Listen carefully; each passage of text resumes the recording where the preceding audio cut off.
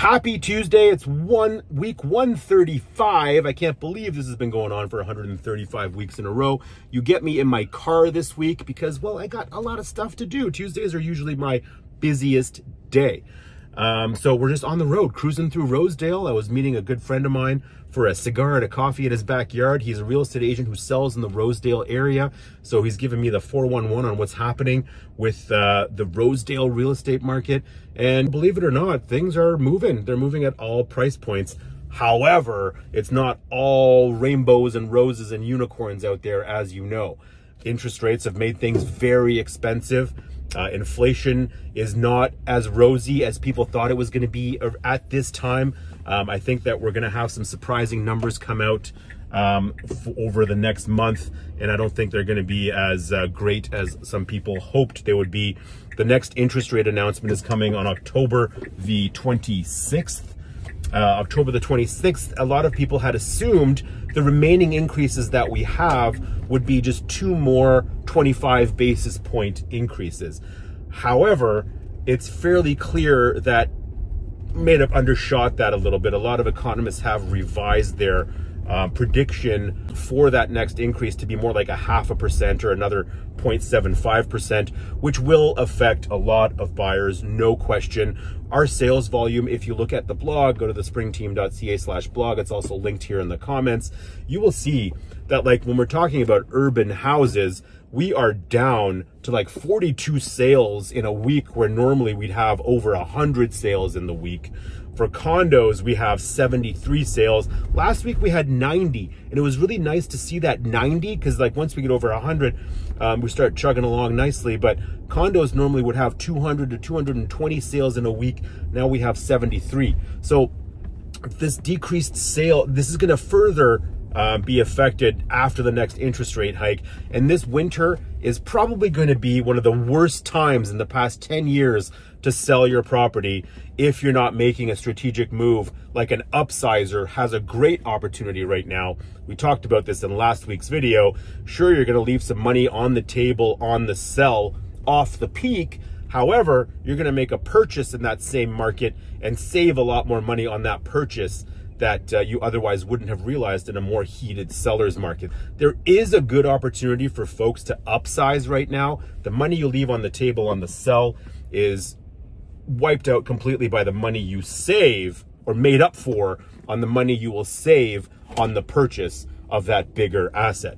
It does make sense for some people to be selling right now, but it does not make sense for a lot of folks at all, especially those that are not moving up into a property. This is not the time to make a basic lateral move. Right now you can make moves you're going to make moves for certain lifestyle reasons. You want to get your kid in a different school zone or whatever it is. Everybody has their own reasons for moving. At the end of the day, houses will still be listed, they'll still be sold, and things will move on. It's just going to happen at a much slower pace over the coming months.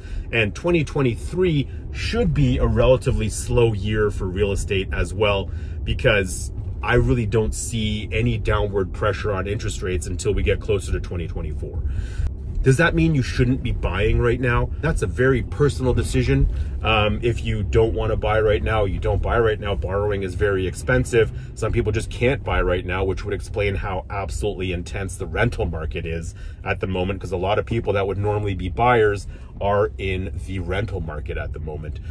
Buying right now makes sense for a lot of people, and it doesn't make sense for a lot of other people. Who does it make sense for? Buying right now makes sense if you are somebody who had trouble getting into the market when it was heated. If you have a budget under $1 million, you can now get a livable home for under $1 million, where you couldn't do that in the winter time and into the early spring. It just wasn't a thing. Anything that was under $1 million needed a whole bunch of work. Now, these types of properties, although more expensive or the same to carry as they were back in the winter, are now more accessible because you have the ability to acquire that property with a smaller down payment. You don't have the 20% requirement because it's not over $1 million. Your land transfer tax would be less expensive. Overall, property more accessible to you. It does make sense to be a buyer in this market. Does it make sense to be a pre-construction buyer in this market? Yes and no. Are you comfortable paying $1,800, $1,900 a square foot for a condo at a project like 8 Elm, recently launched by Reserve Properties and Baker Real Estate? You be the judge of that. There are many reasons why you might want to do that and many reasons why you might not want to do that, but it's very specific to you and your financial situation.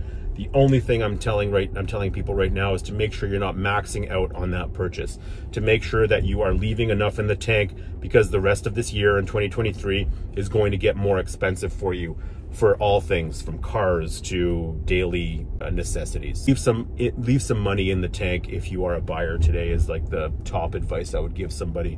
But if you do need to sell in a market like this, if you have to be a seller right now, it is even more important to make sure you are the best priced and best looking property on the market when you are going. This is not the time to be pricing something above market value and just seeing what happens. People aren't playing that game right now. There are too many options for people to choose from that are better priced than you, and they will always go for that better option. If you're on the market right now, you're gonna have to be prepared for lower offers, and you're gonna have to be prepared for a negotiation. If you are making a purchase, make sure you make that purchase after you have sold. In the winter, in a typical seller's market, I'm gonna be asking you to make that purchase first, because it's gonna be easier and more predictable when we sell that home. But right now, sales are totally unpredictable. There are properties that are selling for lower than the previous comp. So when you're making that purchase or you want to make that move, make sure you're budgeting for a worst case scenario sale price, which we're seeing across the board. But as long as you are priced well and you look amazing, like now's not the time to be skimping on staging. Now's not the time to be skimping on anything like that, because you need the buyer to emotionally connect to your home at the highest possible level. And make sure you're working with a listing team that understands how to market and sell properties in a market like this. A number of realtors that are out there today have never seen a down market before, and we're seeing horrible pricing strategies out there at the moment. Now, some of you might be thinking, what is a horrible pricing strategy? And some might think, oh, underlisting in this market doesn't work. Bidding wars aren't really happening. Well, they actually are happening, and they're happening for a very specific reason. And bidding wars do actually still happen and could work to your benefit by underpricing something in a market like this, just to get some attention that you otherwise would have to spread amongst a bunch of similarly priced properties. I do feel like as a listing agent, we might be talking to our sellers right now about grossly underlisting properties, like properties that you were hoping to get 1.2, 1.3, 1.4, doing like a crazy $899 or $999 list price just to get some action in the door, so you could use the emotion and the leverage of those offer days and really help your seller get that maximum amount of money. Otherwise, you're sitting on the market with an overpriced asset that you're constantly chasing the market down with price reduction after price reduction after price reduction, especially as we approach the end of October and the next interest rate announcement. There's no time to play that game of let's just put it on for this high price and see what happens. I'm certainly not willing to invest in a property that the seller has decided to not take our pricing advice and just give a number a try to see if it happens. If we're listed low, we'll be able to leverage and get that price up, get those offers up to where you want it. But the worst strategy right now is listing too high and then chasing that market down with incremental reductions down the road. It's just not working too well. It is shooting sellers in the foot over and over and over again. And we're seeing like 30, 40, 50, 60, 70, 100 days on market with people trying to play that game. Toy with the idea. Speak to your agent. Hopefully we're one of your agents. Speak to your agent about that underlisting strategy. It could still work in a market like this. Not all the time, but it could be an effective strategy to get your house sold in a more predictable amount of time at market value. And when you're seeing articles out there, I've linked a couple of them in the blog this week, in the market report this week. You know, you're going to hear articles about bidding wars. You're going to read articles about bidding wars coming back. You're going to read the article about the house that had 52 offers, the one that we talked about in last week's video as well, that had 20 or so offers. But that's what happens when you list $1 million property for $600,000. But at the end of the day, you get it sold. And that's really what we're doing for our sellers here, rather than sitting on the market and just waiting for that right offer to come by. Let's see what happens there. I think it's worth a discussion anyway. That's that. October's increase will likely show us a 0.5 point increase, but who knows? Could be more. Would love to see it be less. But I'm going to keep it relatively short this week, mainly because I don't want to crash my car into a pole. But if you have any questions or comments, we'll have a chat below here. But things are not going to be amazing for the next few months. Hold some cash, get ready for some buying opportunities.